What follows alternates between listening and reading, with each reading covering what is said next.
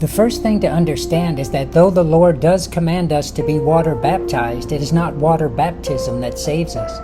The baptism that saves us is in Romans 6:3, where we, in our spiritual death, are baptized into Jesus' spiritual death, destroying our old man of sin, so we rise with Jesus back into the righteous eternal life He laid down for us, hence born again. Now we can understand what Peter is saying and how water baptism represents this. Noah believed the story told to Adam about a coming Redeemer that would spill his blood to redeem the race of man that would be born through Adam.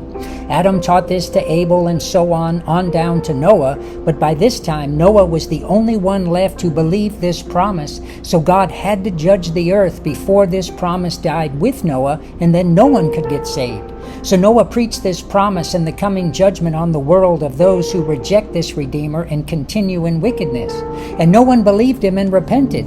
Now understand the lifespans of people at this time living 800 and 900 years. So if Noah preached for 100 years while he was building the ark, news would reach the far ends of the world wherever people were, who could then have time to travel and see for themselves the crazy guy building a massive boat on just land.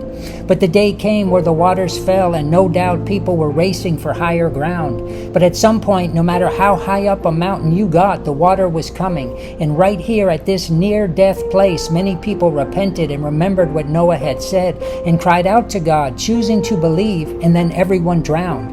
But because they repented before they died, they went down into the water as a baptism, not a judgment. In other words, by believing, their drowning was a baptism into Christ, who would take their place in judgment, the just for the unjust. And therefore 2,000 years later, after He paid the sin debt, He stepped over into Abraham's bosom where they were waiting and says, "Here I am, the Redeemer you believed," that Noah was preaching about, and leads them all out of that holding place, that prison.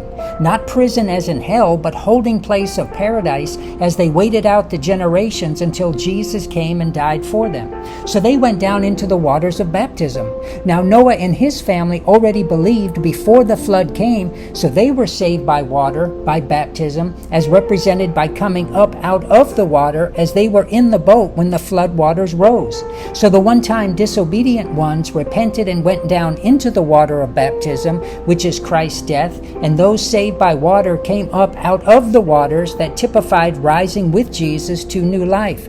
So both the one-time disobedient ones and Noah were saved by the same baptism into and out of Jesus' death in His resurrection, by which He went to that holding place of Abraham's bosom and led them all out into eternal life.